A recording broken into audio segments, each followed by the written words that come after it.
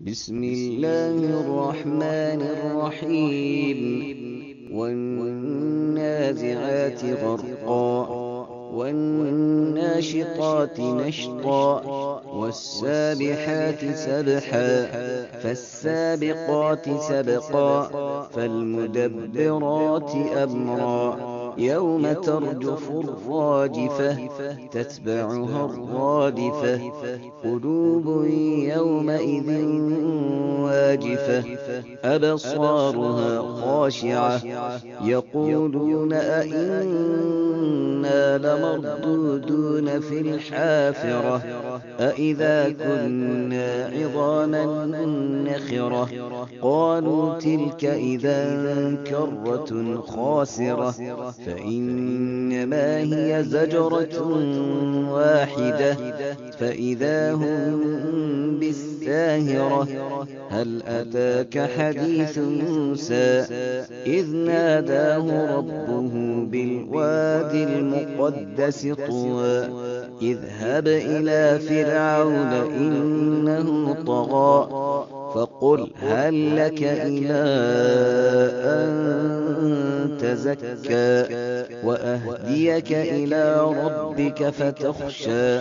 فأراه الآية الكبرى فكذب وعصى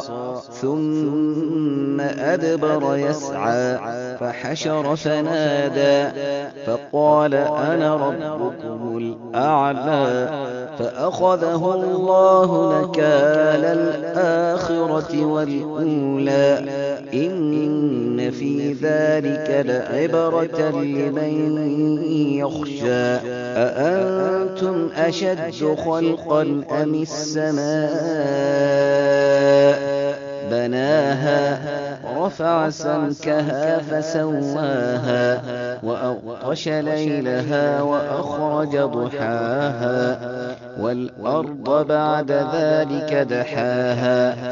أخرج منها ماءها ومرعاها والجبال أرساها متاعا لكم ولأنعامكم فإذا جاءت الطامة الكبرى يوم يتذكر الإنسان ما سعى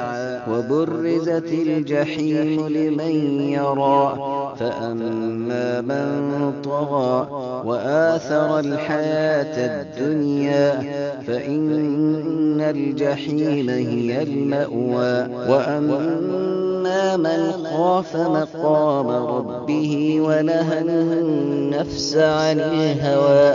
فإن الجنة هي المأوى يسألونك عن الساعة أيان مرساها فيم أنت من ذكراها إلى ربك